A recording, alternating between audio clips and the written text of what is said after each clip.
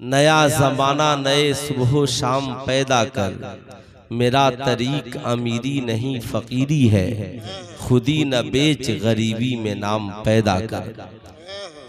न हो माहौल से मायूस दुनिया खुद बना अपनी, नई किश्ती नई आंधी नया तूफान पैदा कर। मजा है मरने जीने का इन्हीं खतरों के दामन में, दिलों में हौसले और हौसले में जान पैदा कर। हम और आप जिस दौर से गुजर रहे हैं ये बड़ा तरक्की याफ्ता दौर है। ये सोशल मीडिया का दौर है, मुक़नातीसियत का दौर है। ये दौर जमीन पे नहीं आसमानों में खलाओं में उड़ने वालों का दौर है। ये दौर बड़ा तरक्की याफ्ता दौर है। इस दौर में इंसान सूरज पे कमंडे डाल रहा है, चांद की रोशनी से अपनी जिंदगी को मनव्वर कर रहा है। इंसान के बजाय इंसान रोबोट से इल्म हासिल कर रहा है, रोबोट से शादियां करने के चक्कर में पड़ा हुआ है। इंसान बड़ा तरक्की कर चुका है। अगर इस तरक्की याफ्ता दौर में हमारी जमात का कोई आलिम किसी यूनिवर्सिटी में पहुंचकर कहे मियाँ वल असर इन्नल इंसान लफी खुस्र, कसम है जमाने की कि इंसान घाटे में है। आज का इंसान इतना तरक्की कर चुका, इतना तरक्की कर चुका आज का इंसान के साहब वो कह रहा है कि अपनी औलादों को सवाल करने वाला बनाओ। हमारा मौलाना जो कहता है तुम उस पे सिर्फ बेशक बेशक कहने वाला मत बनो। मैं आपसे पूछना चाहता हूँ, कुरान ने 1450 बरस पहले कहा ज़ालिकल किताब ला रैब फी, कुरान वो मुकद्दस किताब है जिसमें शक की कोई गुंजाइश नहीं। तो जब जब कुरान कुरान की आयतें पढ़ी जाएंगी तब तब बेशक ही कहा जाएगा। इस तरक्की याफ्ता दौर में अगर आप किसी से जाकर कहें कि इंसान घाटे में है, लोग कहेंगे मौलाना इंसान तो घाटे में तब थे जब इंसान पैदल सफर करता था, इंसान तो घाटे में तब था जब इंसान के पास ये पंखे मौजूद नहीं थे, इंसान घाटे में तब था जब पहनने के लिए उम्दा लिबास मौजूद नहीं था। मौलाना क्या इस दौर के इंसान को भी घाटे में कहा जाएगा? इंसान प्लेन की बातें कर रहा है, इंसान बुलेट ट्रेन की बातें कर रहा है, इंसान हवाओं में उड़ने की बातें कर रहा है। इंसान इस दौर में साहब तरक्की के आखिरी मंजिल पे गामजन है। मैं कहूँगा हाँ, वही रब कह रहा है जिसने साइंटिस्टों को पैदा किया है, वही रब कह रहा है जिसने इंजीनियरों को पैदा किया है, वही रब कह रहा है जिसने आलिमों को पैदा किया है, वही रब कह रहा है जिसने सारी कायनात को वजूद बख्शा है। वल असर इन्नल इंसान लफी खुस्र, कसम है जमाने की कि इंसान घाटे में है। ऐ कुरान अगर इंसान घाटे में है तो फिर तरक्की याफ्ता कौन है? कुरान कहता है इल्लल्लज़ीना आमनू व अमिलुस सालिहात, मगर वो लोग जो ईमान लाए अच्छा अमल किए वो कल भी कामयाब थे और आज भी कामयाब है।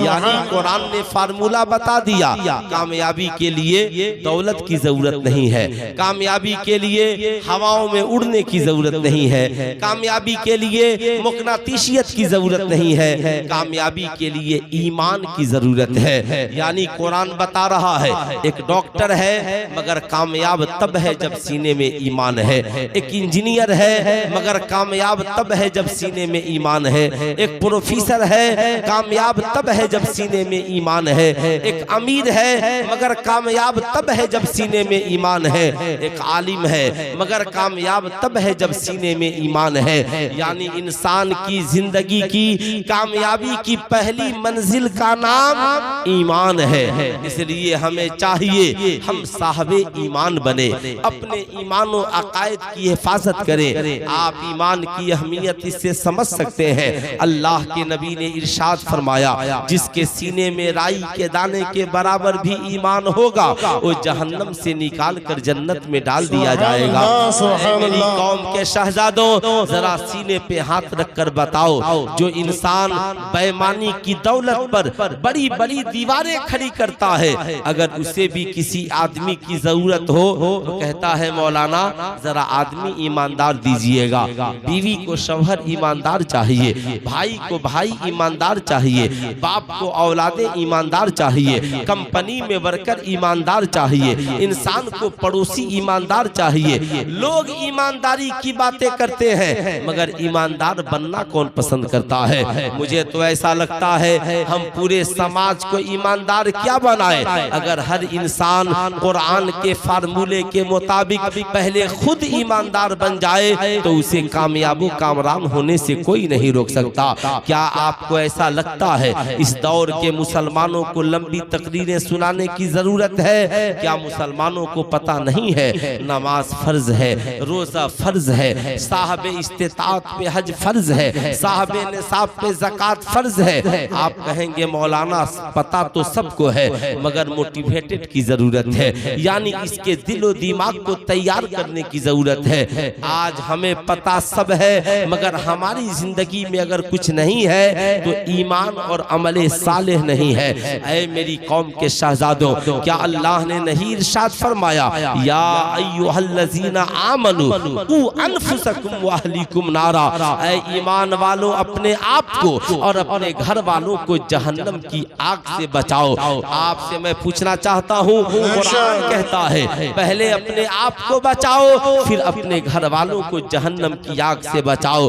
आप मुझे ईमानदारी से बताएं, इस्लाम पहले खुद को बचाने की बात कर रहा है। पहले सेल्फ डिफेंस कीजिए, पहले अपने आप को सुरक्षित कीजिए, अपने आप को महफूज कीजिए। ऐ कुरान किस चीज से महफूज करे? कुरान कहता है जहन्नम की आग से अपने आप को बचाइए। आपने कभी अपने घर में जहन्नम का तज़किरा किया? क्या आपने कभी अपने घर में अपनी बीवियों से जहन्नम का तज़किरा किया? क्या आपने कभी अपनी औलादों से जहन्नम का तज़किरा किया? क्या आपने कभी अपने माँ बाप से जहन्नम का तज़किरा किया? क्या आपने कभी अपने आप से भी जहन्नम का तज़किरा किया? ऐ मेरी कौम के शहजादों, याद रखना जहन्नम का तज़किरा भी जरूरी है, जन्नत का तज़किरा भी जरूरी है। जहन्नम से बचने के लिए ईमान की जरूरत है, जहन्नम से बचने के लिए अच्छे आमाल की जरूरत है। आज हम जिस समाज में जीवित और जिंदा है, इस दौर में जरूरत है ईमान को मजबूत करने की। आज जमाना हमें अकलियत कहता है, आज जमाना हमें पसमानदा कहता है, आज जमाना हमें अल्पसंख्यक कहता है। क्या आपको ऐसा नहीं लगता कि अल्पसंख्यक कह के हमें गालियां दी जाती हैं? क्या आपको ऐसा नहीं लगता कि पसमानदा कह के हमें दबाया जाता है?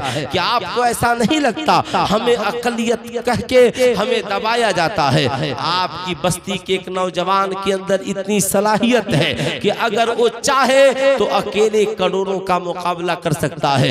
इतना ब्रिलियंट है, इतना इंटेलिजेंट है, मगर अचानक कोई इंसान खड़ा हुआ और उस नौजवान से कहता है सुनो, सारी ताकतें तेरे पास मौजूद है मगर तू है तो अल्पसंख्यक, तू है तो अकलियत, तू तो है तो मुसलमान इस मुल्क का, इसलिए तू अपनी आबादी के एतबार से बातें कर, तू अपनी भागीदारी के एतबार से बातें कर। सुल्तान रजा कहना चाहेगा, ऐ मेरी कौम के शहजादों, जब आज हमारी जमात का कोई आलिम कौम की रहबरी की बात करता है, कौम के लिए आवाज उठाता है, तो आज हमारी आवाजों को इसलिए रोक दिया जाता है कि आपकी तादाद मुख्तसर है, आप अकलियत में हैं, इसलिए आप जरा सोच समझ कर बोलिए। ऐ अकलियत का रोना रोने वालों हिंदुस्तान के मुसलमानों, बताओ अकलियत में हम आज हैं या उस वक्त थे जब मुस्तफा जाने रहमत ने इस्लाम की तबलीग शुरू की? अकलियत में हम आज हैं या उस वक्त थे जब ज़ैद इब्ने अरकम के घर में मुस्तफा जाने रहमत मुसलमानों को कलमा पढ़ा रहे हैं? अकलियत में हम आज थे या उस वक्त आज है या उस वक्त थे जब उमर इब्ने खत्ताब ने 40वें मुसलमान की शक्ल में इस्लाम कबूल किया? मैं आपसे कहूंगा आप तारीख इस्लाम का मुताला कीजिए। मियाँ बदर में भी हमारी तादाद कम थी, खंदक में भी हमारी तादाद कम थी, बदर हुनैन में भी हमारी तादाद कम थी, खैबर में भी हमारी तादाद कम थी, सुलह हुदैबिया में भी हमारी तादाद कम थी, करबला में तो हमारी तादाद 72 ही थी। मगर दुनिया का कोई माई का लाल ये मौलिक नहीं लिख सकता है कि बदर में हम हार गए थे, खैबर में हम हार गए थे,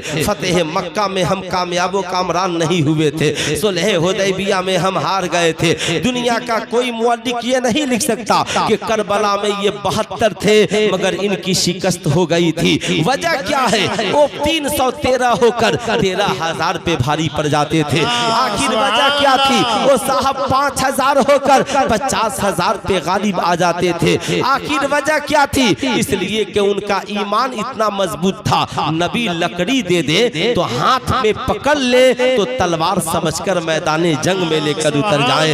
उनका ईमान इतना मजबूत था कि खजूर की गुठली चूस कर मैदाने जंग में उतर जाए। उनका ईमान इतना मजबूत था कि बाजू जिस्म से जुदा हो जाए, हाथ में लेकर नबी की बारगाह में चले आए। सरकार करम फरमाए, लवाबे देहन लगाकर इसे चिपका दिया जाए। उनका ईमान इतना मजबूत था, मस्जिद नबवी के बाहर सुफा जैसे चबूतरे पे महीनों भूखे रहे मगर नबी को देखे तो मुस्कुरा पड़े।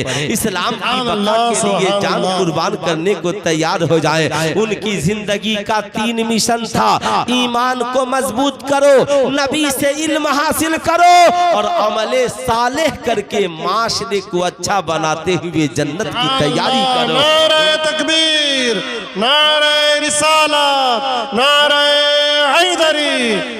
माशाअल्लाह, उनकी जिंदगी में ये 3 काम था। आपसे मैं पूछना चाहता हूँ, क्या आपको याद नहीं है? करबला में भूख भी है, करबला में प्यास भी है, करबला में औलादों की कुर्बानी भी है, करबला में जो सिपा सालार इस्लाम है वो अपनी गर्दन कटा देता है मगर दुनिया का कोई मुअद्दिक उसे नहीं लिख सकता कि वो गर्दन कटाने वाला जंग हार गया, वो बाजू कटाने वाला जंग हार गया, वो औलादे कटाने वाला जंग हार गया, बल्कि नई तारीख रकम की और कहा करबला से पहले सर काटने वाला जंग जीतता था, करबला में सर कटाने वाले ने जंग जीत ली है। इसलिए कि उनका ईमान मजबूत था। ऐ मेरी कौम के शहजादे और शहजादियों, आज आपको भी अपने ईमान को मजबूत करने की जरूरत है। आज आपको भी अपने अकीदे को मजबूत करने की जरूरत है। उठिए, फिर से मजबूत हो जाइए। हर दौर का चैलेंज अलग अलग रहा है, इस दौर के भी चैलेंजेज हैं। मैं आपको ये नहीं कह सकता कि आप इस दौर में अचानक उठिए और पूरी बस्ती के लोग तलवार लेकर मैदान करबला में चल पड़िए। मैं आपको ये नहीं कह सकता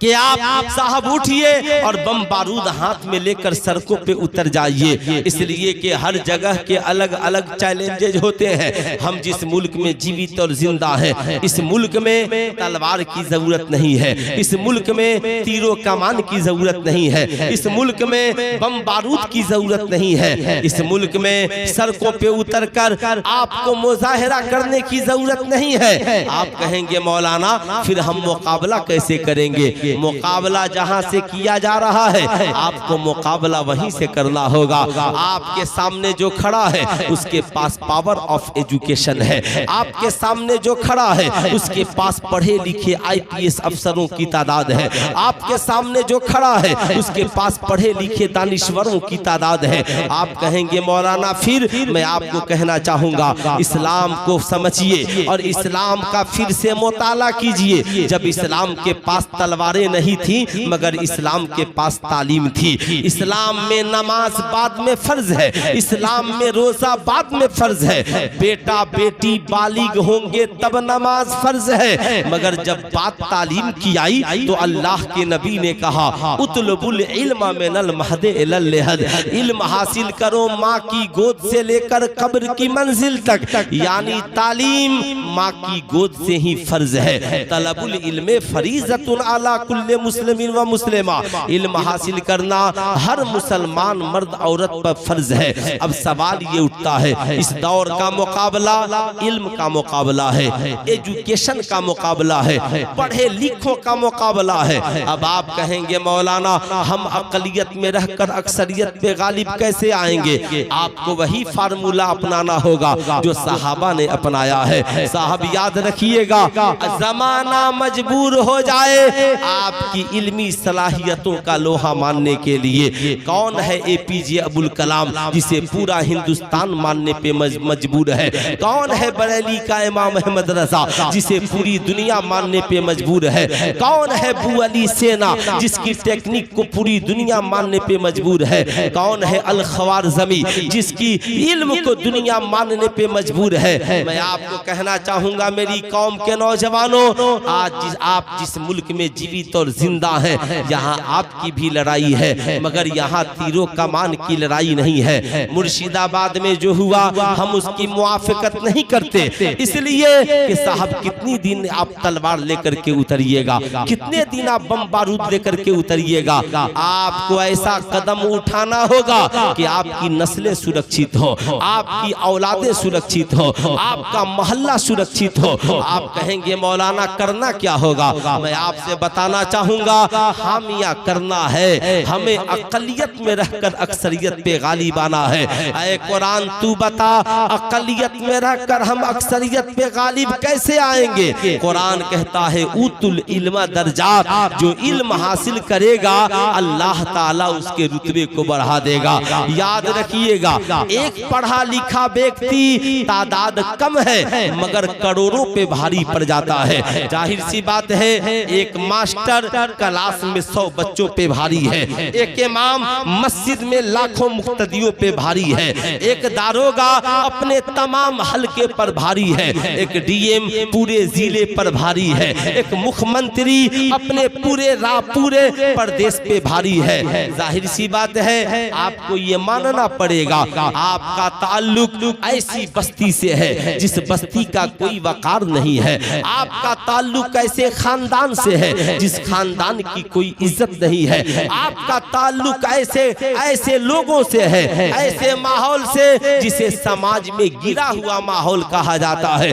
क्या आप ऐसे माहौल में जीवित और जिंदा रह पाएंगे? क्या आप अपनी बस्ती को छोड़कर चले जाएंगे? क्या आप अपने खानदान से रिश्ता तोड़ लेंगे? नहीं, मैं कहूंगा नहीं, आपको उस बिगड़े हुए माहौल को अच्छा बनाना है। जो अपने ऊपर दाग धब्बे लगे हैं उसे मिटाना है। क्या बात है, पूरा हिंदुस्तान न जाने क्या क्या कह रहा था, मगर भारत की एक पढ़ी लिखी बेटी सूफिया कुरैशी के कारनामे ने जालिमों के मुंह में कालिक पोत करके रख दिया। वजह क्या है साहब, उसके पास पावर ऑफ एजुकेशन है। ऐ मेरी कौम का नौजवान, अब तुझे देखना होगा हम जिस बस्ती में हैं और हमारा मुकाबला जिन लोगों से है, उनके यहाँ कितने IPS अफसर हैं, उनके यहाँ कितने डॉक्टर हैं, उनके यहाँ कितने इंजीनियर हैं, उनके यहाँ कितने % बच्चे बंगाल पुलिस में हैं, कितने % उनके यहाँ पढ़े लिखे विद्वान हैं। अब उनकी एक लिस्ट बनाओ, फिर अपनी कम्युनिटी में आओ और पूछो अपनी कौम के नौजवानों से, बताओ अब इन पढ़े लिखों का मुकाबला कैसे करोगे। पढ़े लिखों का मुकाबले के लिए पढ़ना पड़ेगा, पढ़े लिखों से आगे बढ़ने के लिए आपको तालीम हासिल करनी पड़ेगी। मैं आपसे पूछना चाहता हूँ, कब तक हम फेरी करते रहेंगे, कब तक हम कपड़ा बेचते रहेंगे। मैं ये नहीं कहता आप तिजारत मत कीजिए, तिजारत मेरे और आपके नबी की सुन्नत है, खूब तिजारत कीजिए, मगर ये दौर मॉब लिंचिंग का आ गया। अपनी नौजवानों को नई राह दिखाइए, अपने आप को मजबूत कीजिए, अपने बेटों से कहिए बेटा इंसान दौलत से अमीर नहीं होता बल्कि इंसान इल्म हुनर से अमीर होता है। वो कहेगा अब्बा हुजूर कैसे, बताइए बेटा हमारे समाज का एक डॉक्टर अमीर बना है तो पढ़कर डॉक्टर पहले बना है, अमीर बाद में बना है। हमारे समाज का एक इंजीनियर अमीर बना है तो पढ़ लिख कर इंजीनियर पहले बना है, अमीर बाद में बना है। हमारे समाज का एक बिजनेसमैन अमीर बना है तो पढ़ लिख कर बिजनेसमैन पहले बना है, अमीर बाद में बना है। हमारे समाज का एक आलिम अमीर बना है तो पढ़ लिख कर आलिम पहले बना है, अमीर बाद में बना है। जो लोग ये समझते हैं हम माल लूट कर अमीर बन जाएंगे, जो लोग ये समझते हैं IPL में सट्टा खेल कर अमीर बन जाएंगे, जो लोग ये समझते हैं सूद खाकर हम अमीर बन जाएंगे, जो लोग ये समझते हैं हम लॉटरी लॉटरी खेल कर अमीर बन जाएंगे, ये उनकी भूल है। अमीर तो वो बने हैं जिन्होंने इल्म की दौलत से अपनी जिंदगी को माला माल किया है। अमीर तो वो बने हैं जिन्होंने अपनी जिंदगी को इल्म की दौलत से माला माल किया है। ऐ मेरी कौम के लोगों, आपकी बस्ती का कोई वजूद नहीं है, लेकिन हमारी बस्ती के 4 नौजवान ये तैयार हो गए, मौलाना हम भी पढ़ेंगे। कहा कितना पढ़िएगा? कहा वो इतना पढ़ा है, वो दारोगा बना है, हम पढ़कर डीएम बनेंगे। वो डीएम बना है, हम पढ़कर आईजी डीआईजी बनेंगे। वो डॉक्टर बना है, हम उससे आगे पढ़ेंगे। मौलाना साहब वो सिर्फ सियासी रहनुमा है, हम पूरी दुनिया की क़यादत इल्मी मैदान में उतर कर करेंगे। ऐ मेरी कौम का नौजवान, जिस दिन तुम्हारी बस्ती का नौजवान पढ़ लिख कर तैयार हो गया तो 4 बच्चे, एक बच्चा जज बन गया, एक बच्चा डीएम बन गया, कोई बच्चा एसपी बन गया, कोई बच्चा दारोगा बन गया, कोई डॉक्टर बन गया, कोई वकील बन गया, कोई बेहतरीन आलिम बन गया, कोई बेहतरीन हाफिज बन गया। 10 नौजवानों की टीम तैयार हो गई, इलाके में हंगामा हो जाएगा। उस बस्ती की तरफ निगाह उठा के मत देखना, उस बस्ती में जज भी रहते हैं, उस बस्ती में डीएम साहब रहते हैं, उस बस्ती में एसपी साहब रहते हैं, उस बस्ती वो बस्ती वकील साहब की है, वो बस्ती आलिम साहब उसमें रहते हैं, वो बस्ती पढ़े लिखे लोगों की है। उस बस्ती का माहौल बदल गया है। अगर उस बस्ती के ऊपर निगाह तिरछी करोगे, उनके पास कलम की सलाहियत है। एक इंसान मैदाने जंग में करोड़ों पे भारी पड़ना चाहता है, लेकिन उसके पास तलवार की ताकत नहीं है, उसके पास तीरों कमान नहीं है, उसके पास लश्करे जर्रार नहीं है। अकेले करोड़ों के मुकाबले में खड़ा है, मगर अकेले कामयाब होकर लौटना है। बताओ कैसे कामयाब होगा? हाँ, वो इंसान अकेले कामयाब हो सकता है, उसके पास 2 चीजें हो, उसकी जिंदगी में पावर ऑफ एजुकेशन हो, बाजू उसके हो, मगर कलम सरकार की हो। यानी एक सरकारी पावरफुल पढ़ा लिखा व्यक्ति अपने कलम की सलाहियत से करोड़ों को हरा सकता है। जज एक ऑर्डर लिख दे, किसकी हिम्मत है नहीं मानेगा। डीएम एक ऑर्डर निकाल दे, किसकी हिम्मत है नहीं मानेगा। दारोगा एक फूल लगा दे, किसकी हिम्मत है नहीं मानेगा। ऐ मेरी कौम के नौजवानों, हमने सिर्फ आला हजरत के नारे को याद रखा, हमने सिर्फ मखदूम सिमना के नारे को याद रखा। मखदूम सिमना के वालिदे गिरामी हजरत अल्लामा सैयद इब्राहिम अली रहमा व रिजवान, बताओ सिमना के बादशाह हुआ करते थे। वक्त था कि सिमना में उन्होंने 1000 मदारिस बनवाए। कितने मदारिस बनवाए? जरा हाथ उठाकर बोल दीजिए, कितने मदारिस बनवाए? 1000। वो चाहते तो ताजमहल बनवा सकते थे, वो चाहते तो लाल किला बनवा सकते थे, वो चाहते तो हवेलियां बनवा सकते थे, मगर उनका मकसद था हमारी कौम पढ़ लिख कर मजबूत हो जाए, हमारी कौम तालीम के एतबार से मजबूत हो जाए। ऐ मेरी कौम के लोगों, आला हजरत अजीमुल बरकत ने मुसलमानों की पाकीज़गी के लिए, मुसलमानों की मजबूती के लिए फार्मूला दिया।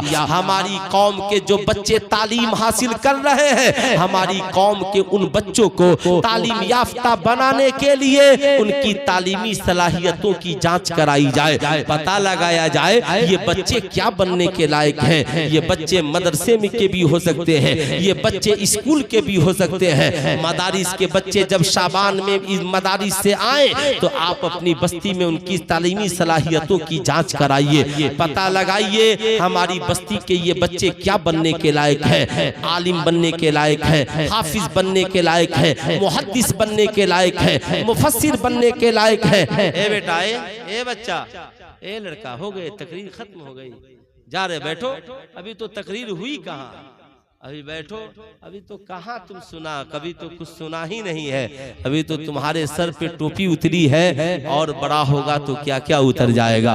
बैठो इत्मीनान से, गौर से मेरी बात सुनो। आला हजरत ने लिखा तालीमी सलाहियतों की जांच कराइए। ठीक यही हाल स्कूल के बच्चों का है। आपकी बस्ती के जिन बच्चों ने मैट्रिक का इम्तहान दिया, इंटर का इम्तहान दिया, उन बच्चे बच्चियों की तालीमी सलाहियतों की जांच कराइए। ये बच्चे क्या बनने के लायक है, डॉक्टर बनने के लायक है, इंजीनियर बनने के लायक है, जज बनने के लायक है, आईपीएस अफसर बनने के लायक है, जो बनने के लायक है आला हजरत ने लिखा मुनासिब पैसा खर्च करके इन बच्चों को कामयाबी की दहलीज तक पहुंचा दिया जाए। काश मेरी कौम आला हजरत के इस बात को मानी होती। आप कहेंगे मौलाना अगर किसी का बच्चा डॉक्टर बन गया तो हमारा फायदा क्या होगा, किसी का बच्चा आईपीएस अफसर बन गया तो हमारा फायदा क्या होगा।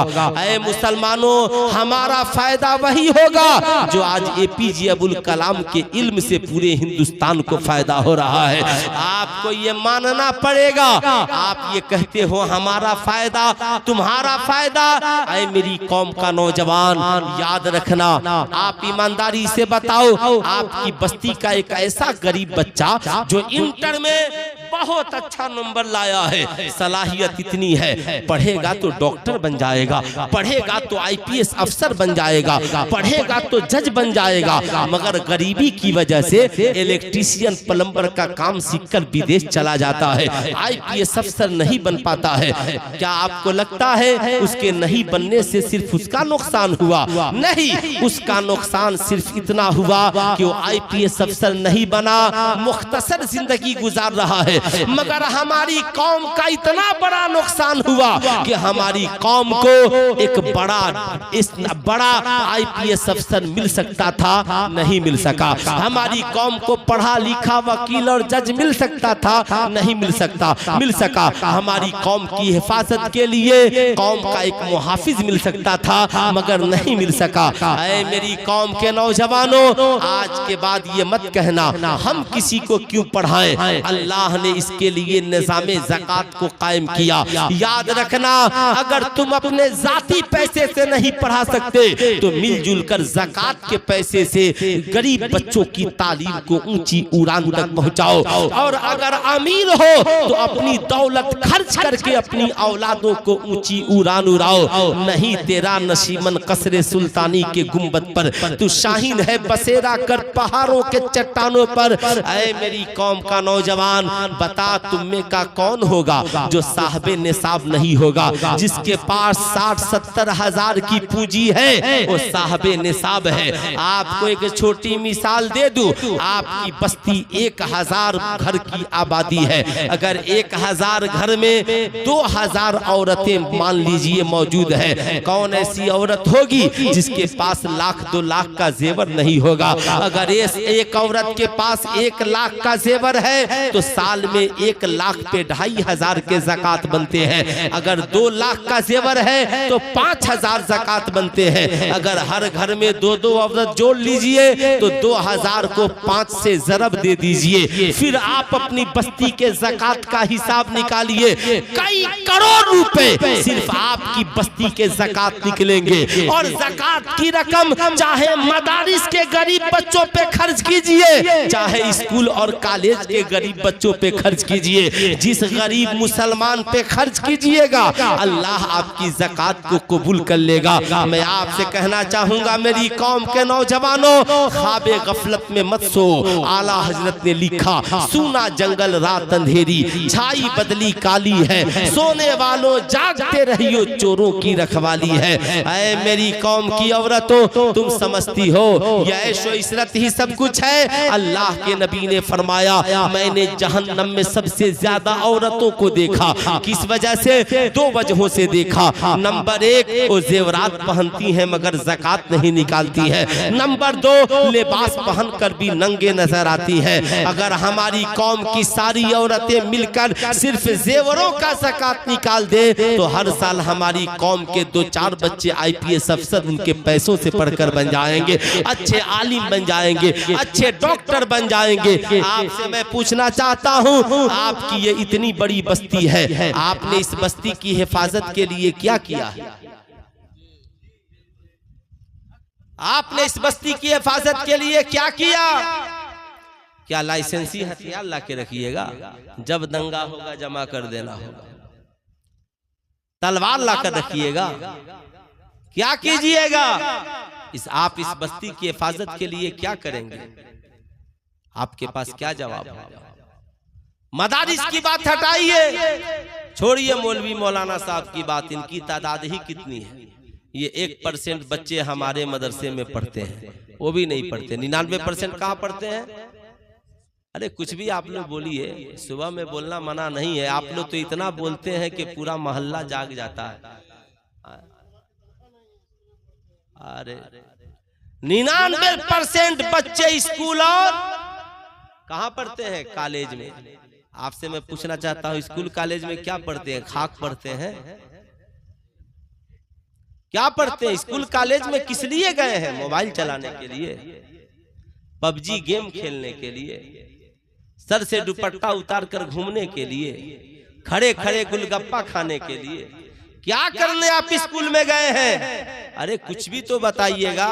मैट्रिक पास करके आपको क्या बनना है? इंटर पास करके आपको क्या बनना है? अगर मदरसे में पढ़ने के लिए गया है तो हाफिज बनकर आएगा, कारी बनकर आएगा, आलिम बनकर आएगा, इमाम बनकर आएगा, कुछ न कुछ तो बनकर आएगा। मगर आप स्कूल में गए तो क्या बन के आए? कितने कंपटीशन का इम्तिहान आपने फेस किया? तो आज कान खोलकर सुन लीजिए, फिर मेरी और आपकी मुलाकात जिंदगी के किसी मोड़ पर हो या नहीं हो, मगर मेरी तकरीर की मुलाकात आपकी जिंदगी के हर मोड़ पर होगी। आपकी बस्ती की हिफाजत के लिए तलवार की जरूरत नहीं है, तीरों कमान और हथियार की जरूरत नहीं है, बल्कि इस बस्ती की हिफाजत के लिए पढ़े लिखे नौजवानों की जरूरत है। किसकी जरूरत है?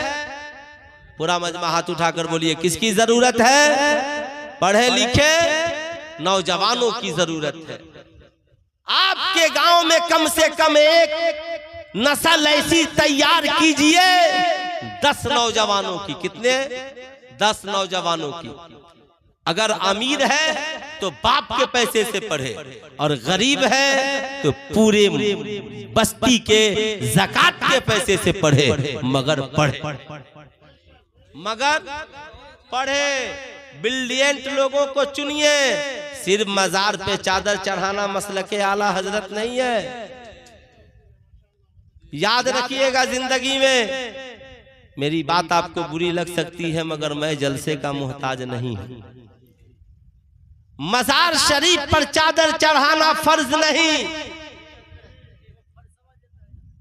मजार शरीफ पर एक चादर चढ़ जाए काफी है। यह अल्लाह के वली की कब्र है। आला हज़रत से पूछा गया, हुजूर अगर चादरें ज्यादा चढ़ गई तो? कहा उसे बेच दो और उस वली के नाम पर गरीबों में खर्च कर दो। मजारों पे चादरें नहीं चढ़ाइएगा, गुनाहगार नहीं होइएगा, मगर बेटियों के सरों पे चादरें नहीं चढ़ाइएगा तो गुनाहगार हो जाइएगा।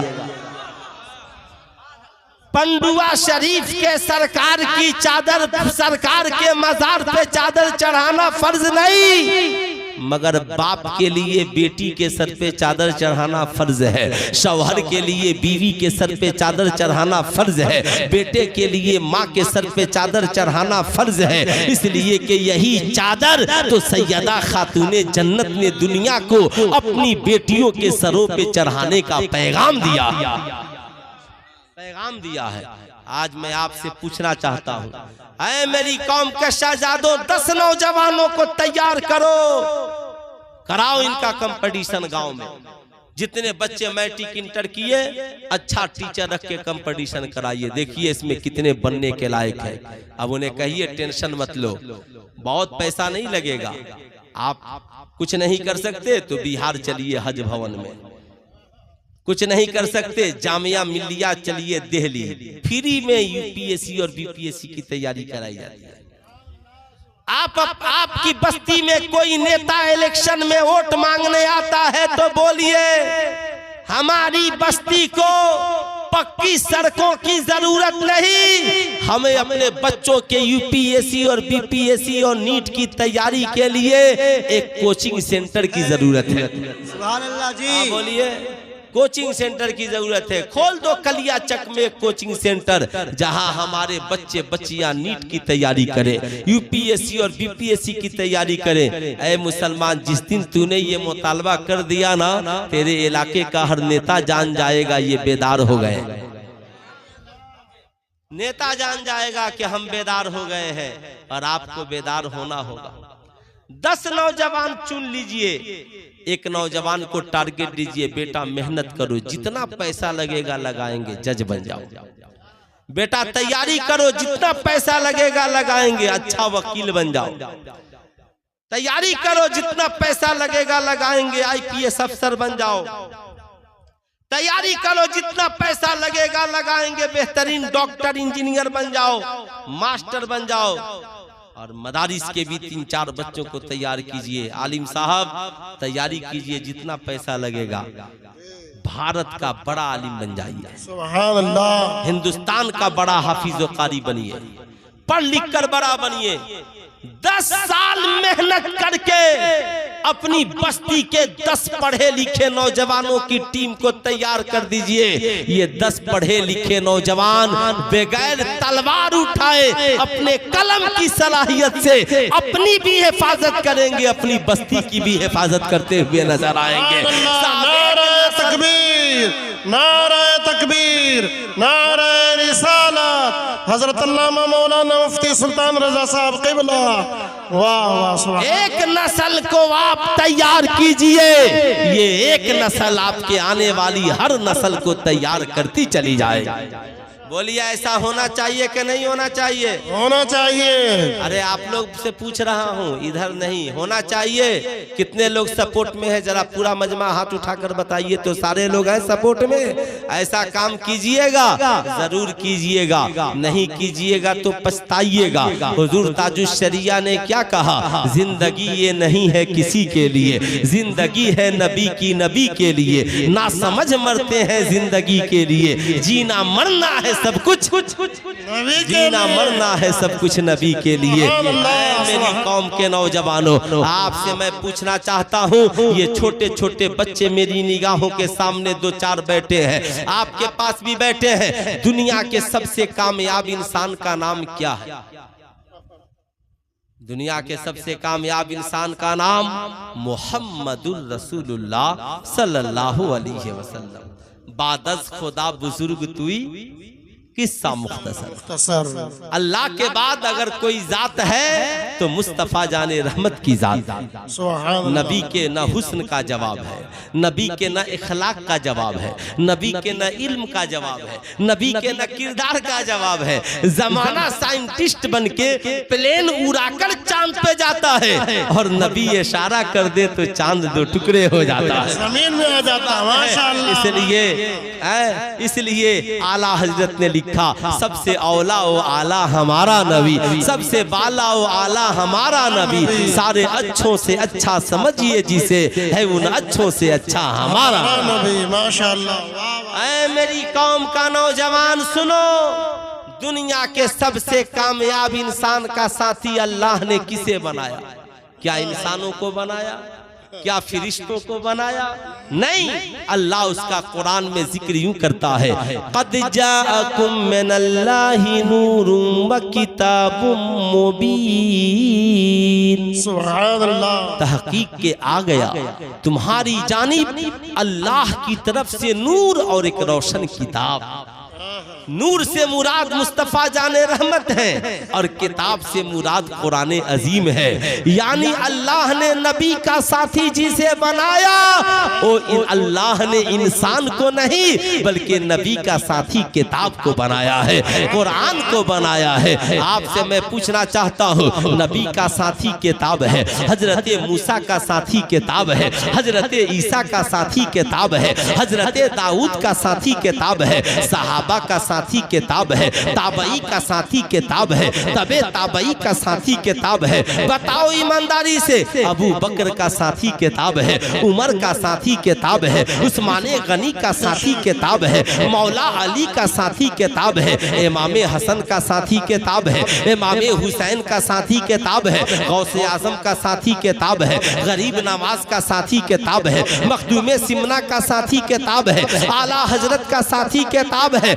बताओ मुहद्दिस आजम का साथी किताब है, मुफ्ती आजम का साथी किताब है, ताजुश शरिया का साथी किताब है। मैं आपसे पूछना चाहता हूँ, बताओ ईमानदारी से, साइंटिस्टों का साथी किताब है, डॉक्टरों का साथी किताब है, इंजीनियरों का साथी किताब है, IPS अफसरों का साथी किताब है, वकीलों का साथी किताब है, जजों का साथी किताब है, मास्टरों का साथी किताब है, उलमा का साथी किताब है, फुज़ला का साथी किताब है, मुहद्दिसीन का साथी किताब है, मुफस्सिरीन का साथी किताब है, मुहक्किकीन का साथी किताब है। आपको मानना पड़ेगा, दुनिया में जितने कामयाब लोग गुजरे और कामयाब लोग हैं, सब ने अपनी जिंदगी का साथी किसे बनाया?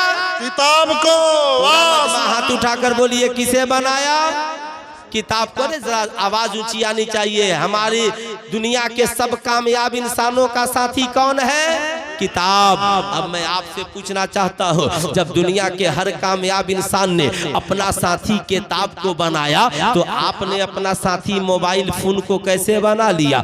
बच्चा बच्चा मोबाइल फोन का साथी, जवान जवान मोबाइल फोन का साथी, पढ़ा लिखा मोबाइल फोन का साथी, बूढ़ी बूढ़े माँ बाप मोबाइल फोन के साथी। क्या आपको लगता है हर शख्स का हर शख्स साथी हो सकता है? जैसे हर इंसान का हर इंसान साथी नहीं हो सकता, वैसे ही मोबाइल फोन भी हर शख्स का साथी नहीं हो सकता। ये छोटे छोटे बच्चे जिनकी उम्रें किताब पढ़ने की हैं, वो मोबाइल चला रहे हैं। जिनकी उम्रें कलम पकड़ने की हैं, वो बैठकर मोबाइल पे PUBG गेम और IPL में सट्टा खेल रहे हैं, फ्री फायर और फ्री फायर खेल रहे हैं। सुल्तान रजा पूछना चाहता है, जिन मैट्रिक में पढ़ने वाले नौजवानों की किताब पढ़ने की जरूरत है, वो पूरी रात सोशल मीडिया पे बैठकर मोबाइल से चैटिंग कर रहे हैं। जिन हमारी कौम की बेटियों को इंटर और BA की तैयारी के लिए किताबों का अध्ययन एवं मुताला करने की जरूरत है, वो भारत की हमारी बेटियां बैठकर मोबाइल पे आवारा आशिकों के साथ चैटिंग करती हुई नजर आ रही है। मैं आपसे पूछना चाहता हूँ, ईमानदारी से बताइए,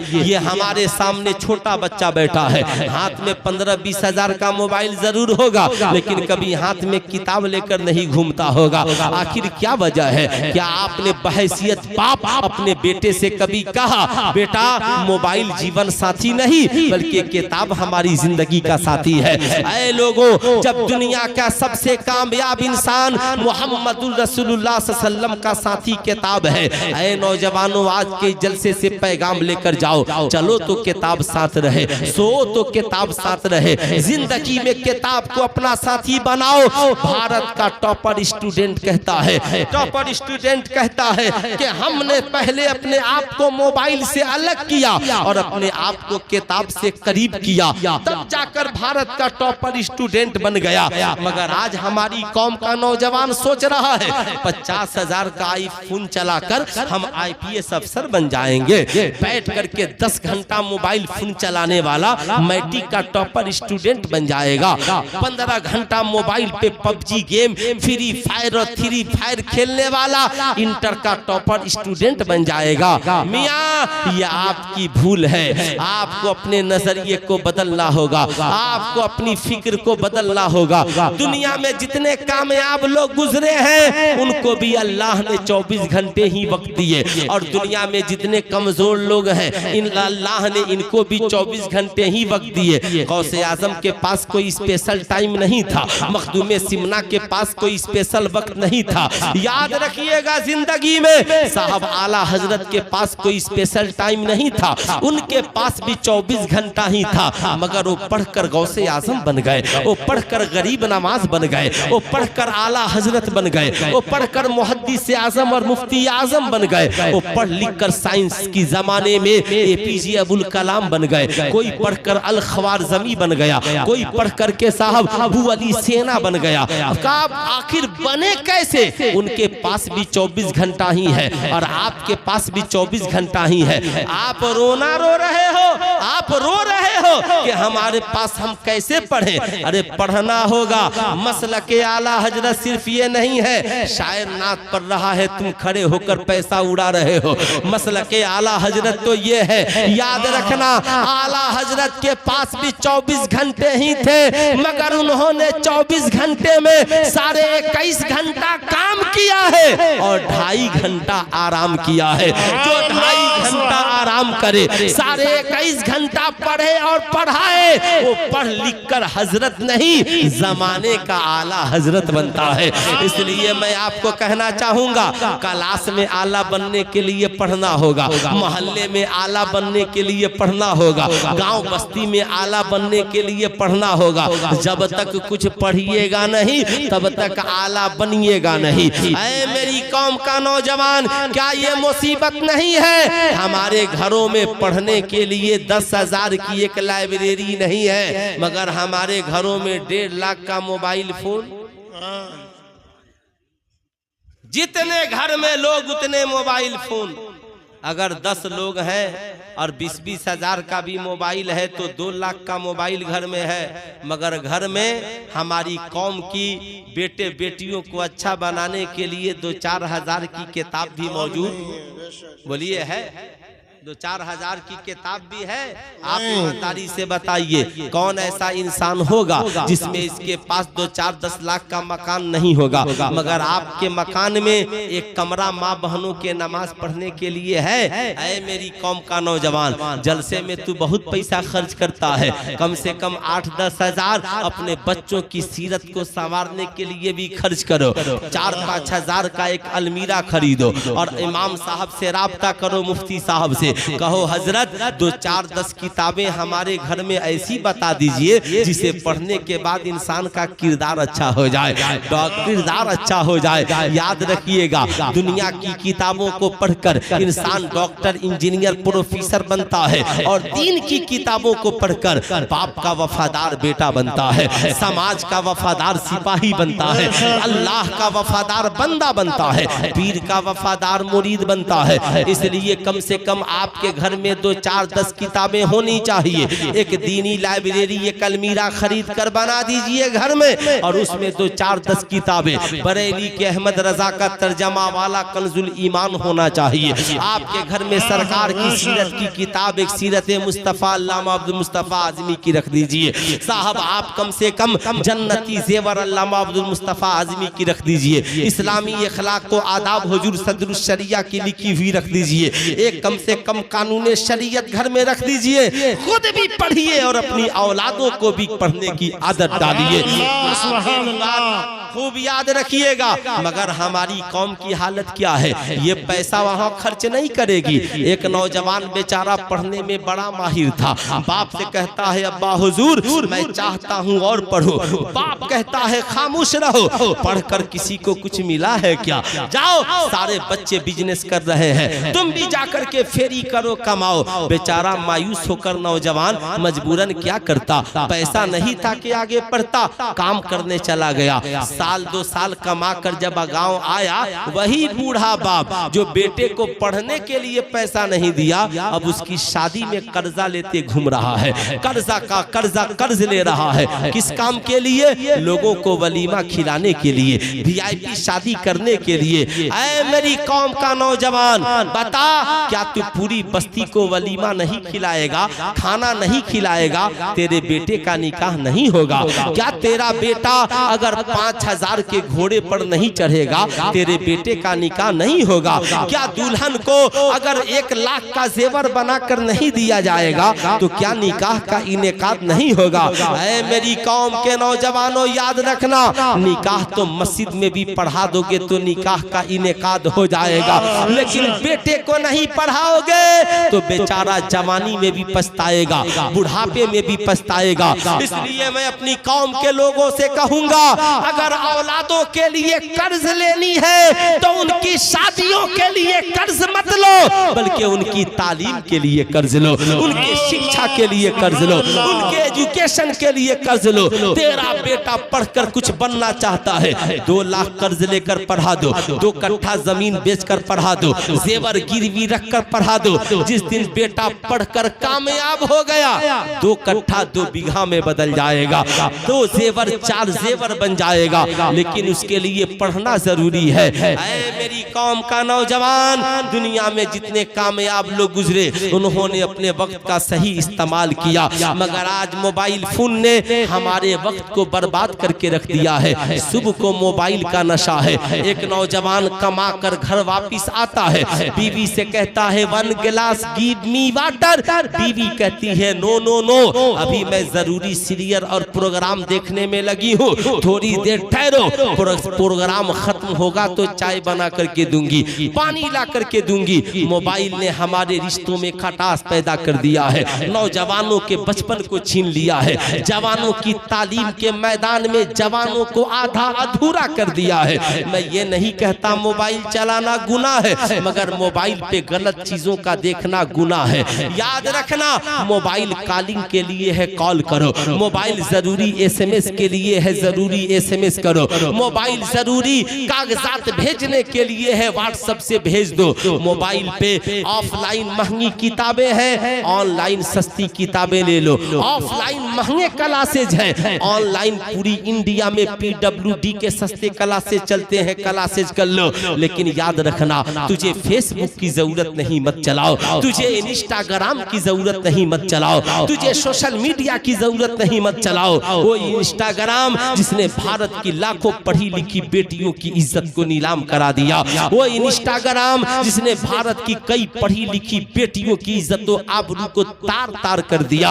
ऐ मेरी कौम के लोगों, याद रखना, जिस दिन हमारी कौम के नौजवानों ने अपने आप को मोबाइल की दुनिया से अलग करके किताब की दुनिया में लगा दिया, उस दिन हमारी दुनिया भी कामयाब हो जाएगी और आखिरत भी कामयाब। नारे तकबीर, नारे तकबीर, नारे रिसालत, नारे हैदरी, सुभान अल्लाह, माशाअल्लाह। थोड़ा सा इसमें 1-2 पॉइंट वॉल्यूम बढ़ाइए। सो गए हैं कि जागे हैं? बेदार हैं माइक वाले, है ना? लग रहा है सेटिंग करके कहीं गायब हो गया। अरे हाल साहब थोड़ा आइए, कहाँ है? जरा एक बार जी लगाकर दरूद शरीफ सुनाइए। अल्लाहुम्मा सल्ली अला। पैसे नहीं है, मैं कहूँगा महंगे जल से मत कराइए, महंगे उर्स की तकरीबें मत कीजिए, आप महंगा लिबास मत पहनिए, 10 लिबास की जगह 1 लिबास पहनिए, 2 लिबास पहनिए, मगर पैसा खर्च कीजिए अपनी औलादों की तालीम पर, पैसा खर्च कीजिए अपनी औलादों की शिक्षा पर, आप अपनी तालीमी व्यवस्था को मजबूत कीजिए। मगर क्या ख्याल है आपको उस कौम के बारे में, जिस कौम के पास एक घर में 10 मोबाइल हो तो 10 मोबाइल में 300 का रिचार्ज होता है कि नहीं होता? अरे बोलिए होता है ना भाई।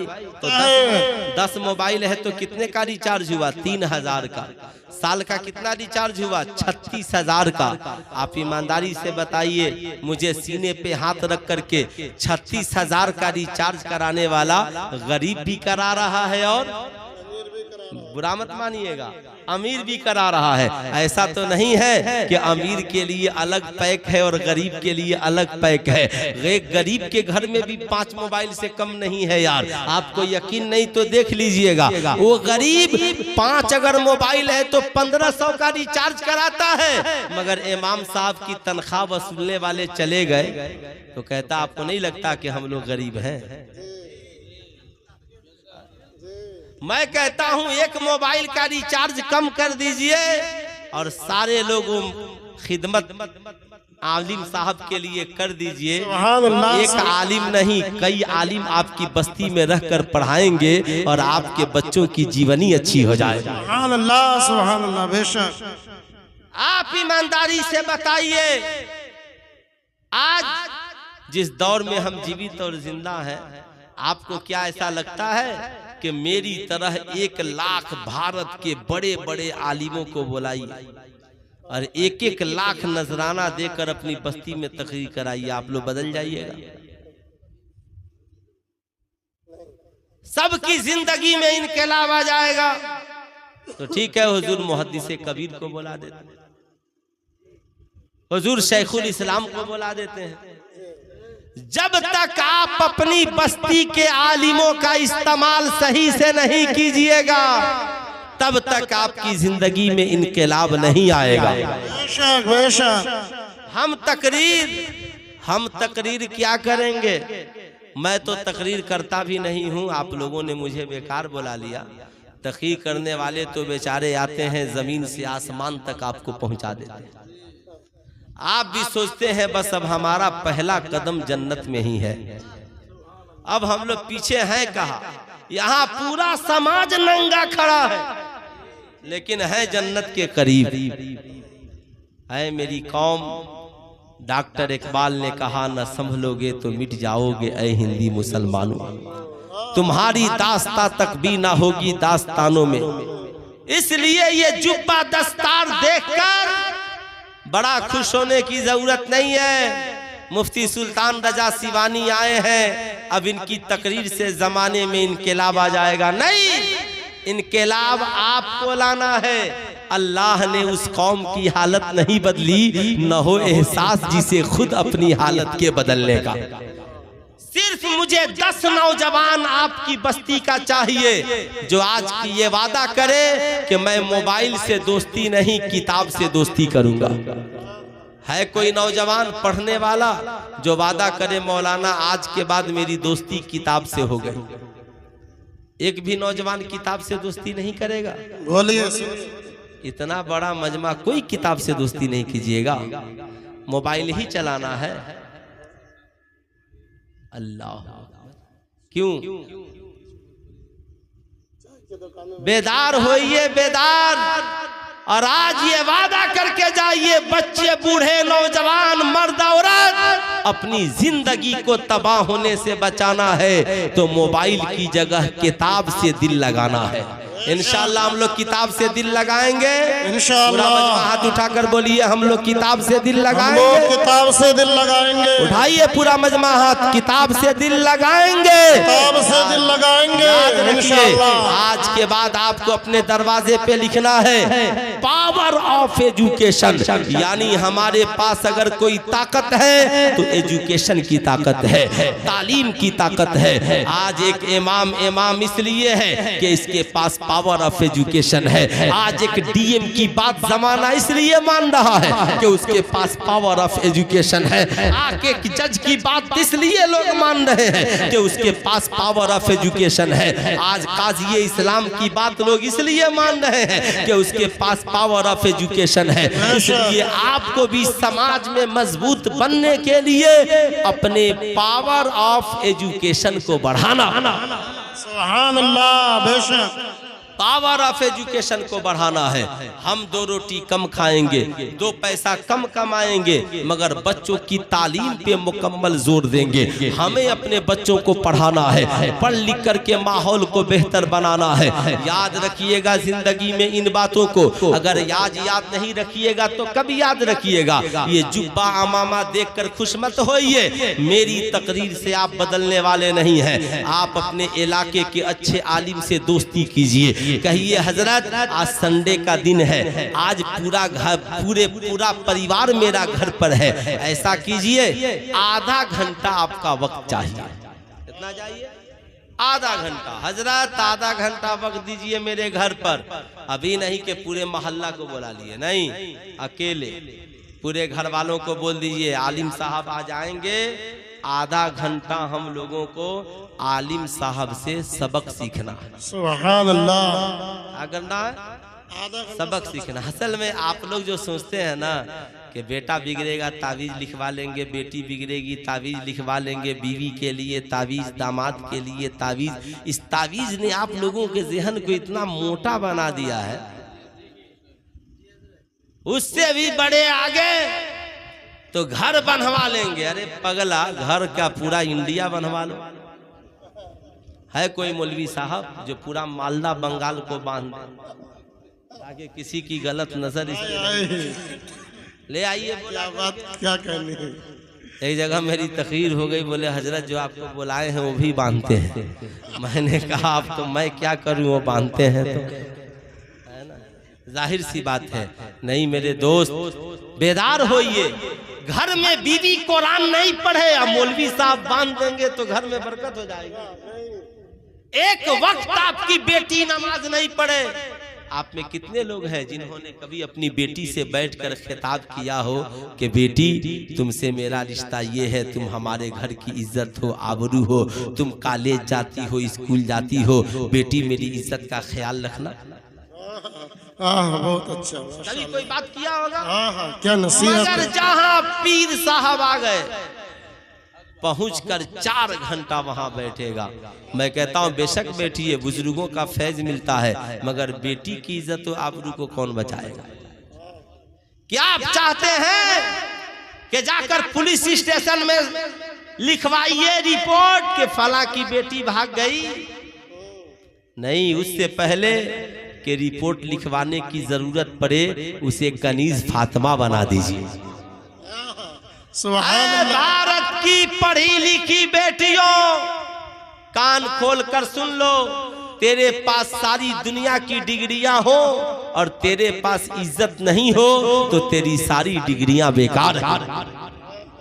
आप अपने आलिम साहब से बोलिए हजरत आधा घंटा, आ गए आलिम साहब, कुर्सी लगाकर बैठा दीजिए, औरतों को पर्दे में आप इधर कहिए हुजूर ये चाय पीजिए, बिस्किट खाइए, और आज मैं इसलिए बुलाया हूँ कि हमारे घर के मर्दों को भी वजू करना बता दीजिए और औरतों को भी वजू करना बता दीजिए। सुभान अल्लाह। समझ गए मेरी बात? एक दिन वजू का मसला जान गए, फिर नमाज का जान लिया। किसी दिन आए हजरत आज बता दीजिए बीवी का शौहर पर क्या हक है, किसी दिन बता दीजिए शौहर का बीवी पर क्या हक है, फिर बोलाइए आज बताइए माँ बाप पे औलाद का क्या हक है, औलाद पर माँ बाप का क्या हक है। मेरे दोस्त अगर साल भर मेरे बताए हुए फार्मूले पे अमल कर लिया ना, आपकी बेटी कॉलेज भी जाएगी, दीनदार बनकर जिंदगी भी गुजारेगी, आपकी बीवी जीनत भी करेगी और आपका इंतजार भी करेगी, आपके बच्चे इंजीनियर डॉक्टर भी बनेंगे और बाप को जन्नत का दरवाजा भी समझते हुए नजर आएंगे। याद रखिएगा, मैं ये नहीं कहता जलसे मत कराइए, मगर बहुत महंगे जलसे मत कराइए, इन पैसों को बचाकर अपनी औलादों को तालीम दिलवाइए। नारे तकबीर, नारे तकबीर, नारे रिसालत, मज़हब इस्लाम, तालीम इस्लाम। माशाअल्लाह। मैं आपको बताना चाहूंगा, अमीरी में भी ईमान चाहिए और गरीबी में भी ईमान चाहिए। ईमानदारी से बताइए दुनिया की सबसे अच्छी पूंजी का नाम क्या है? दुनिया की सबसे अच्छी पूंजी का नाम क्या है? नेक औरत। क्या नाम है? नेक औरत। इस्लाम कहता है दुनिया की सबसे अच्छी पूंजी नेक औरत है। अगर बेटी नेक तो बाप की इज्जत सलामत है, बीवी नेक शौहर की इज्जत सलामत है, और माँ नेक तो बच्चों की जिंदगी सलामत है। अगर एक इंसान के पास सारी दुनिया की दौलत मौजूद हो मगर बीवी नेक नहीं हो तो जिंदगी में सुकून नहीं है। एक बाप है सारी दुनिया की खुशियां मौजूद हो मगर बेटी जवान हो और नेक नहीं हो, उसका चाल चलन बिगड़ जाए तो बाप जीते जी मौत के करीब चला जाता है। ऐ मेरी कौम की बेटियों, याद रखना हजरत मूसा अलैहिस्सलाम की कौम की एक औरत है और उसकी बड़ी नेक खातून है। जिंदगी में गरीबी ने कदम रख दिया, शौहर हफ्तों दिन से बीमार बिस्तर पे पड़ा है और बच्चे भी भूखे हैं, घर में खाने को कुछ नहीं। सोचा पड़ोस में एक ताजिर रहता है, उससे कुछ राशन मांग करके लाती हूँ। मांगने के लिए पहुंची है, उस ताजिर की नजर इसके हुस्नो जमाल पर पड़ी, ताजिर दीवाना हो गया। उसने कहा ए औरत, ये थोड़ा राशन क्या, सारी दौलत तेरे कदमों में डाल दूंगी, बस तू अपना हुस्नो जमाल मेरे कदमों में डाल दे। याद रखना, ओ भारत की इज्जत और आबरू बेचने वाली बेटियों, कान खोल करके सुन लो।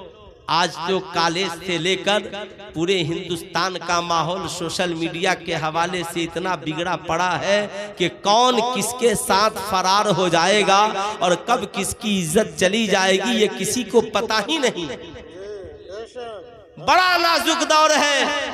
बड़ा पुरफेतन दौर है, मगर याद रखना उस गरीब औरत ने कहा, ए ताजीर, मैंने बचपन से लेकर जवानी तक और मैका से लेकर ससुराल तक जिस इज्जत की हिफाजत की है, मैं गरीबी की वजह से इस इज्जत का सौदा नहीं कर सकती।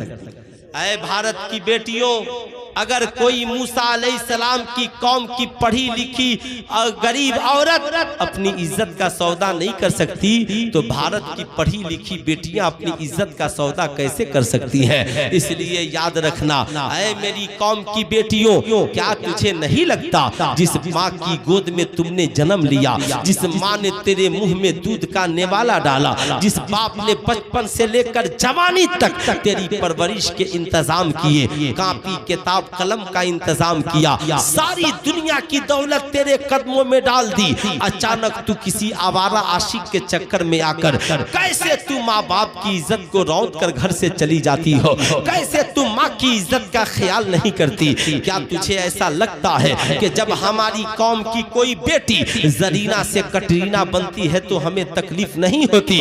ऐ भारत की पढ़ी लिखी बेटियों, जितनी लड़कियां जरीना से कटरीना बनी, जितनी लड़कियों ने माँ बाप की मर्जी के खिलाफ भागकर शादी किए, जरा उनकी जिंदगी को उठाकर पढ़ लो, दिल्ली के गटर में टुकड़े टुकड़े करके डाल दी गई। साहब याद रखना, चलती हुई ट्रेनों में काट करके फेंक दी गई, समंदरों में उनकी लाशों को डाल दिया गया। वो न मैका में रह पाई न ससुराल में रह पाई। इसलिए इस्लाम जो तरीका बताता है, इस्लाम के इस फार्मूले पे अमल करना। इस्लाम की शहजादियों, आज के जलसे से पैगाम लेकर के जाओ, तेरी जिंदगी में माँ से बड़ी कोई तेरे लिए सहेली नहीं है। इसलिए माँ बाप की इज्जत और आबरू का हर हाल में ख्याल रखना। अगर कॉलेज का कोई आवारा लड़का तेरी जानिब गलत निगाह उठाए और बोले मैं तुझे गर्लफ्रेंड बनाना चाहता हूँ, कहना गलत। मेरा ताल्लुक जिस मजहब से है वो मजहब निकाह के बगैर किसी गैर मुहरिम से बात करने की इजाजत नहीं देता, किसी गैर मुहरिम के गिफ्ट को कबूल करने की इजाजत नहीं दे सकता। तू मेरे स्कूल में पढ़ता है पढ़, तू मेरे कॉलेज में पढ़ता है पढ़, तू मेरे क्लास में पढ़ता है पढ़, मगर तू मेरा साथी नहीं बन सकता। मेरी जिंदगी के साथी का नाम किताब है, मेरी सहेली मेरी माँ है, मेरे सामने मेरे बाप की इज्जत है। मैं चाहती हूँ कि जिस तरीके से सैयदा खातून जन्नत अपने बाबा की निगाहों के सामने दुल्हन बनकर हजरत अली के साथ रुखसत होकर ससुराल गई, मैं भी बाइज्जत उसी तरीके से अपने बाप की निगाहों के सामने डोली में रुखसत होकर अपने पाकीज़ा शौहर के साथ ससुराल पहुंच जाऊं, ताकि मैं का भी बाइज्जत हो जाए, ससुराल भी बाइज्जत हो। नारे तकबीर, नारे तकबीर, नारे रिसालत, मसलके आला हज़रत उलमाए अहले सुन्नत। माशाअल्लाह। ये फेसबुक और व्हाट्सएप की दोस्ती आवारा लाहौल वाला कुव्वत। ऐ मेरी कौम की बेटियों, याद रखना, एक बूढ़ा बाप अपनी बेटी को समझा रहा है, ऐ मेरी बेटी लाडली शहजादी सुनो सुनो, ऐ मेरी प्यारी सुनो सुनो, याद रखना तुम कॉलेज पढ़ने जा रही है, तू स्कूल पढ़ने जा रही है, तू ट्यूशन सेंटर पढ़ने जा रही है, बेटी इज्जत और आबरू का ख्याल रखना। बेटी समझ गई, सर पे दुपट्टा डालकर बाहया तरीके से उठती है और उठ करके कॉलेज चली जाती है। जब वापस आती है तो आंखों में आंसुओं का सैलाब है। बूढ़ा बाप समझ गया, अपनी पेशानी को बोसा देता है। देने के बाद बेटी की पेशानी को बोसा देकर करीब बैठाता है, बैठाकर कहता है, बेटी मैं जानता हूँ तेरी जिंदगी में बड़े गम है, मगर बेटी हालात से घबराना नहीं। बोल पड़ी बाबा हुजूर, या तो कॉलेज छोड़वा दीजिए या ये लिबास उतरवा दीजिए। बाप कहता है, बेटी कामयाबी तो तभी है जब हमारे पास इल्म भी हो और सैयदा खातूने जन्नत की सुन्नत भी जिंदा हो। याद रखना, अभी मुहर्रम का महीना आ रहा है, अपनी बेटियों को मेले की जीनत मत बनाना, अपनी बीवियों को मेले की जीनत मत बनाना, अपनी माओ को मेले झमेले में लेकर के मत जाना, बल्कि बताना सैयदा सैयदा खातूने जन्नत ने पर्दे का दर्श दिया है। जो सैयदा 72 पेवंद लगे दुपट्टे को ओढ़कर पर्दा कर सकती हैं, तो हमारी कौम की बेटियां घरों में रहकर अपनी जवानी का पर्दा क्यों नहीं कर सकती हैं, अपने हुस्न जमाल का पर्दा क्यों नहीं कर सकती हैं। सुनो, उस बूढ़े बाप ने कहा बेटी घबराओ मत, मेरे करीब बैठो, पानी पियो। बाप ने आहिस्ता से जेब से टॉफी का एक टुकड़ा निकाला और कहा बेटी ये क्या है? अब्बा हुजूर ये मिठाई है, टॉफी है, आप बचपन से मुझे ला कर देते हैं। बाप ने मिठाई के ऊपर के प्लास्टिक के कवर को उतारा और मिठाई को अलग कर दिया। कहा बेटी बेटी इसे गौर से देखो। अब्बा हुजूर मिठाई अलग पर और कवर अलग। थोड़ी देर बाप बेटी गुफ्तगू करते रहे। इतनी में जब मिठाई पर्दे से बाहर आई है तो चिमटियां मिठाई के करीब, कीड़े मकोड़े मिठाई के करीब, मक्खियां मिठाई के करीब।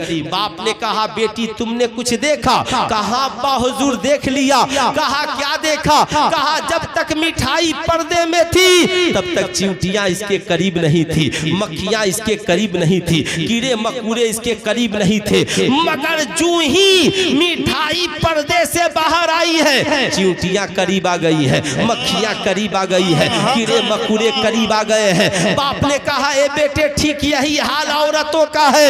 ए बेटी जब तक औरतें पर्दे में रहती हैं आवारा निगाहों से बची रहती है, आवारा भेड़ियों से बची रहती है, आवारा कुत्तों से बची रहती है। और जब हुस्न जमाल को निखार कर, लिबास में ऊपर से चादर को उतार कर और मेले की जाकर जीनत बनती है तो आवारा भेड़िए पीछे पीछे पड़ते हैं, आवारा कुत्ते पीछे पीछे पड़ते हैं। फिर एक दिन उनकी इज्जत तो आबरू नीलाम हो जाती है। ऐ मेरी कौम की बेटियों, सिर्फ मुहर्रम में फातिहा कराने वाली मत बनो, सैयदा के नाम के फातिहे का चराग बाद में जलाओ और सैयदा खातूने जन्नत के सीरत का चराग अपनी जिंदगी में पहले जलाओ। सुभान अल्लाह, वाह वाह वाह, बहुत अच्छा, वाह। पहले जलाओ। अब मैं आखिरी बात एक दो बात बता दूं फिर मेरी गुफ्तगू खत्म। अब कितनी देर तक ये सुनिएगा? इतनी देर में तो इंडिया में जलसे खत्म हो जाते हैं। 3 बजने वाले हैं, जाकर के सो जाइएगा। फजर की नमाज कौन पढ़ेगा नहीं पढ़ेगा ये तो खुदा ही बेहतर जानता है, लेकिन मैं आपको ये कहना चाहूँगा नमाजों की पाबंदी कीजिए, दिल को सुकून मिलता है। आप ईमानदारी से बताइए मज़ार पे 40 दिन चिल्ला के लिए फुर्सत है? पीर साहब के पास जाकर 10 घंटा बैठने के लिए फुर्सत है? चराग जलाने के लिए फुर्सत है? सैयदा खातूने जन्नत की सुन्नत को जिंदा करने के लिए फुर्सत नहीं है? गौसे आज़म कौन है? औलादे फातिमा है। हजरत अली से किसी ने पूछा हुजूर आप ईमान कैसे लाए? बोल पड़े एक रात में सोकर उठा, क्या देखा एक तरफ सरकार नमाज पढ़ रहे हैं और एक तरफ सैयदा खदीजतुल कुबरा नमाज पढ़ रही हैं। सुभान अल्लाह। क्या आपने भी कभी अपनी बीवियों से कहा चलो मुहर्रम का महीना आ गया है, कम से कम एक रात वैसे गुजार ले जैसे नबी ने और सैयदा खदीजतुल कुबरा ने गुजारी है? बताओ आज का नौजवान पुल पुलिया चौक चौराहों और पार्कों में जाकर बर्थडे पार्टी मनाता है। बोलिए मनाता है कि नहीं मनाता? मनाते हैं। एक नौजवान पुलिया पे डेक बजा बजा कर और गाना गा गा कर दोस्तों के साथ केक काट रहा था। मैं उसी रास्ते से गुजरा, मैंने कहा ला हौल वला कुव्वत। हाँ मुफ्ती साहब, क्या केक काटना और बर्थडे मनाना नाजायज है? मैंने कहा नाचना जायज नहीं। मैंने कहा पगला, केक दोस्तों को खिला रहा है, अम्मा को कभी मोहब्बत से खाना खिलाया है? कभी अब्बा को एक अच्छी लुंगी खरीद कर दी है? क्या सवाल हो जाओगे? कहा तो कैसे मनाए? मैंने कहा जलाल में मत आओ, अल्लाह ने तुझे जो कुछ भी मालो जर से नवाजा है, आज हम जिंदगी में बर्बाद क्यों हैं? डॉक्टर, इंजीनियर, प्रोफेसर, आलिम, मौलाना, बिजनेसमैन होकर भी परेशान इसलिए है कि हमारी जिंदगी में हमारी माँ की कदर नहीं है, हमारी जिंदगी में हमारे बाप की इज्जत नहीं है। ऐ मेरी कौम के लोगों याद रखना, नौजवानों, अगर तेरे बर्थडे पार्टी आए ना, बर्थडे का दिन यौमे पैदाइश, तो अपनी हैसियत के मुताबिक पहला तोहफा अपनी माँ के लिए खरीदना, सुभान अल्लाह, फिर अपने बाप के लिए, फिर कुछ पैसों की मिठाइयाँ लेकर घर चले जाना। और माँ के करीब जाना, कहना अम्मा ये तोहफा आपके लिए, अब्बा हुजूर ये गिफ्ट आपके लिए। माँ मुस्कुरा कर कहेगी बेटा आज क्या बात है, इस बुढ़ापे में माँ को गिफ्ट दे रहा है। कहना अम्मा आप भूल गई, आज ही के दिन मैंने आपकी गोद में जन्म लिया था। अम्मा आज ही के दिन अब्बा ने मुझे गोद में लेकर खुशी का इजहार किया था। अम्मा जिसने सबसे पहले मेरे मुंह में दूध का कतरा डाला आप है, जिसने सबसे पहले मुझे देखकर खुशी का इजहार किया आप है। अब्बा जिसने बचपन से लेकर कॉलेज की दुनिया तक मेरी तालीम की बोझ को उठाया वो आप है। ए मेरी माँ, इसलिए मैंने सोचा कि आज मेरी पैदाइश का दिन है तो मेरे तोहफे की पहली हकदार मेरी माँ है, मेरे तोहफे का पहला हकदार मेरा बाप है। ए मेरी माँ, मैंने सुना है दुनिया में किसी की दुआ मेरे हक में कबूल हो या ना हो, मगर हर माँ की दुआ उसके बेटे के हक में जरूर कबूल होती है। हर बाप की दुआ उसके बेटे के हक में जरूर कबूल होती है। ए मेरी माँ, मैं इसलिए आ गया हूँ ताकि तू मेरे लिए दुआ कर दे, मेरी दुनिया भी हसीन हो जाए, आखिरत भी हसीन हो जाए। सुभान अल्लाह, सुभान अल्लाह। जिस दिन माँ ने मुस्कुरा कर तेरे लिए दुआ कर दी, समझ ले कि तेरा जन्नत कन्फर्म है। समझ ले कि तेरे लिए जन्नत कन्फर्म, तेरी जन्नत कन्फर्म। याद रखना इसलिए कि माँ तेरी जन्नत है, माँ राजी तो जन्नत भी राजी। बाप तेरी जन्नत का दरवाजा है, बाप राजी तो जन्नत भी राजी। इसलिए मैं कहूँगा ऐ मेरी कौम का नौजवान, तू इतना पढ़ लिख लिया कि माँ बाप की कद्र को भूल गया। आज का नौजवान समझता है मैं जो कमाता हूँ ये सब मेरा है, या मेरी वीआईपी बीवियां समझती हैं मेरा शौहर जो कमाता है ये सब मेरा है। ऐ नौजवानों, ये भूल है। मुस्तफा करीम की बारगाह में एक नौजवान पहुंचा, अर्ज गुजार होता है या रसूल अल्लाह, मर्द की कमाई में पहला हक किसका है? अल्लाह के नबी इरशाद फरमाते हैं तुम्हारी माँ का। फिर कहा तुम्हारी माँ का, कहा आका फिर कहा तुम्हारी माँ का। चौथी बार पूछा आका अब, कहा तुम्हारे वालिद का। आला हजरत से पूछा गया हुजूर मर्द कमाए तो क्या करे? आला हजरत फरमाते हैं मर्द कमाए 100 रुपए कमाए तो 75 माँ को दे दे और 25 बाप को दे दे। इसलिए कि हुजूर ने 3 बार माँ का जिक्र किया है और 1 बार बाप का जिक्र किया है। फिर पूछा गया हुजूर माँ का रुतबा बड़ा है या बाप का रुतबा? आला हजरत फरमाते हैं मोहब्बत माँ से ज्यादा करो और अदब बाप का ज्यादा करो, इसलिए कि बाप तेरा भी हाकिम है, तुम्हारी माँ का भी हाकिम है। ऐ नौजवान, याद रखना आज हम जिंदगी में तबाह इसलिए हैं कि हमने सब कुछ अपना बना लिया और माँ समझती है कि ये मेरा नहीं है। आज के जलसे से पैगाम लेकर जा, आज के बाद कहना अम्मा जब तक तू जिंदा है मैं भी तेरा हूँ और मेरी दौलत भी तेरी है। ए अब्बा हुजूर जब तक आप जिंदा है मैं भी आपका हूँ, मेरी दौलत भी आपकी है। जिस दिन हम अपनी कमाई में से अपने माँ बाप की खिदमत करने लगेंगे इंशाअल्लाह हमारी कमाई भी बढ़ जाएगी, हमारी दुनिया भी अच्छी हो जाएगी और आखिरत भी बेहतर। माशाअल्लाह। नारे तकबीर, नारे रिसालत, नारे हैदरी, अज़मत वालिदैन, मोहब्बत वालिदैन। माशाअल्लाह। आपसे मैं पूछना चाहता हूँ ए मेरे दोस्त, याद रखिएगा आप मिलाद मनाते हैं, खूब मनाते हैं, लेकिन कभी मिलाद वाले मुस्तफ़ा को भी मनाते हैं? आप कहेंगे मौलाना क्या करें?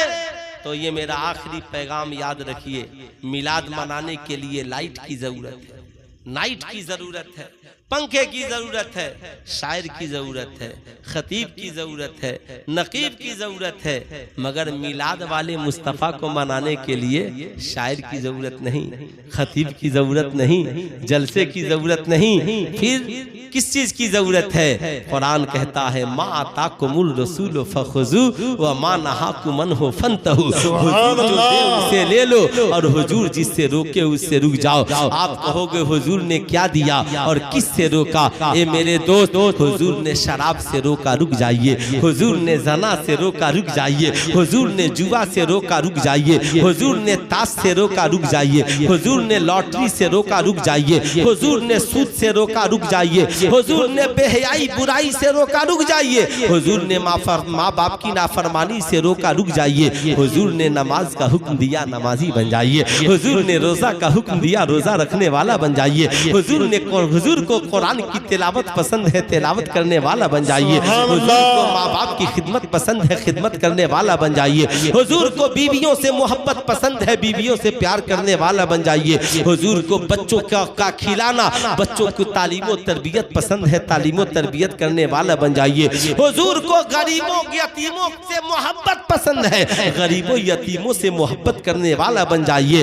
ऐ लोगों, याद रखना, जिस दिन हमने हुजूर को राजी कर लिया, इंशाअल्लाह हम हुजूर के हो गए, हुजूर हमारे हो गए। जब हुजूर हमारे हो गए तो रब ने फरमा दिया, जो मेरे महबूब का हो गया वो मेरा हो गया।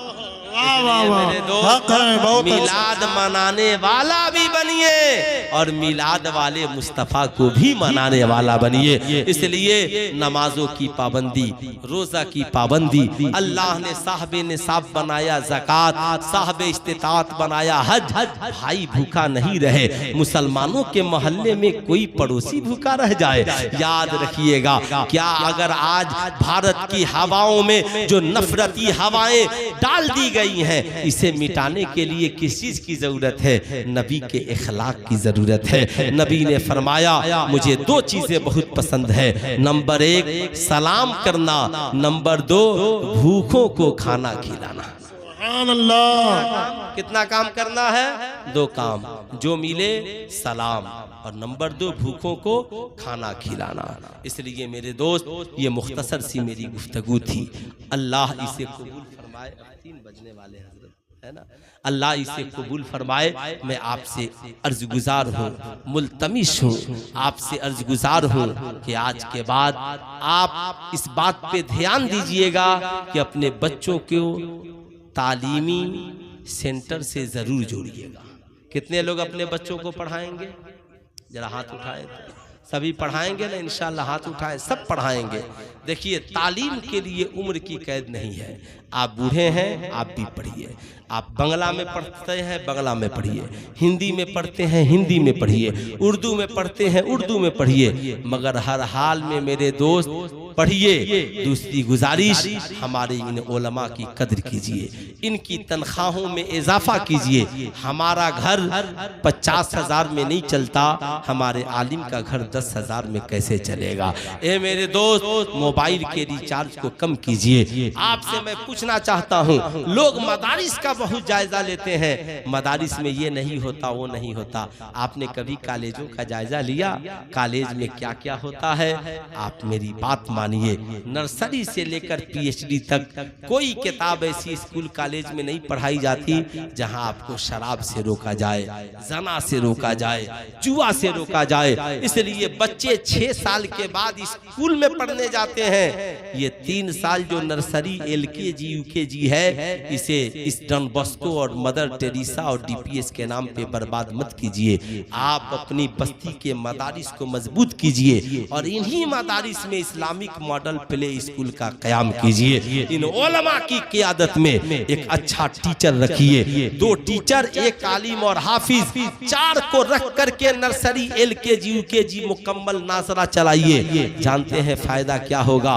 हर बच्ची स्कूल में जाने से पहले मदरसे में पहुंचे, ताकि बचपन में ही बता दिया जाए पर्दा किसे कहते हैं, हया किसे कहते हैं, इज्जत किसे कहते हैं। माँ के कदमों के नीचे जन्नत है, बाप जन्नत का दरवाजा है, शराब पीना हराम है, ताकि जब हमारी कौम का शहजादा जवान होकर कॉलेज पहुंचे और कोई आवारा लड़का कहे चल शराब की पार्टी करते हैं, कहेगा नहीं, बचपन में मौलवी साहब ने पढ़ाया था शराब पीना हराम है, मैं शराब नहीं पी सकता। कहेगा मेरी दोस्ती का वास्ता, वो कहेगा पगला तू मेरा दोस्त बाद में है, मैं अपने नबी का गुलाम पहले। कोई लड़की हमारी बच्ची स्कूल पढ़ने पहुंची, कोई आवारा जहन उधर डालेगा, कहेगी खबरदार हट जा, हम सैयदा खातूने जन्नत के कनीज हैं, बेबंद लगा दुपट्टा तो ओढ़ सकते हैं मगर इज्जत व आबरू का कभी सौदा नहीं कर सकते हैं। साहब, इसलिए मैं आपसे कहूंगा भलाई इसी में है कि अपने कौम के दानिश्वरों के साथ, उलमा के साथ अपनी तंजीम को मजबूत कीजिए। चाहे पैसा जो लगे लगाकर कौम के बच्चों को पढ़ा लिखा कर कामयाबी की दहलीज तक पहुंचाइए, इस इरादे के साथ कि गम सभी राहतों तस्कीन में ढल जाते हैं, सभी राहतों तस्कीन में ढल जाते हैं, गम सभी राहतों तस्कीन में ढल जाते हैं। जब करम हो, जब करम होता है हालात बदल जाते हैं, जब करम होता है हालात बदल जाते हैं। अब पड़ा हूँ तेरे कदमों में ये सुन कर मैं भी, तेरे कदमों में जो गिरते हैं संभल जाते हैं। कोई देखे तो सही उनकी दुहाई दे करे, इसमें अहमद से तो पत्थर भी पिघल जाते हैं। सुभान अल्लाह, सुभान अल्लाह, माशाअल्लाह। ज़िक्रिल्लाहि तत्मइनुल कुलूब, दिलों को सुकून खुदा की याद से मिलता है, इसलिए दिल को याद इलाही का मदीना बनाइए, आत्मा को सुकून दीजिए, दिल को शांति बख्शिए, अपनी दुनिया व आखिरत को कामयाब व कामरान कीजिए। जिंदगी बाकी, मुलाकात बाकी। पूरा मजमा मिलकर पढ़ लीजिए अस्तगफिरुल्लाह रब्बी मिन कुल्ली ज़ंबी व अतूबु इलैहि। पढ़ लीजिए ला इलाहा इल्लल्लाह मुहम्मदुर रसूलुल्लाह सल्लल्लाहु अलैहि वसल्लम।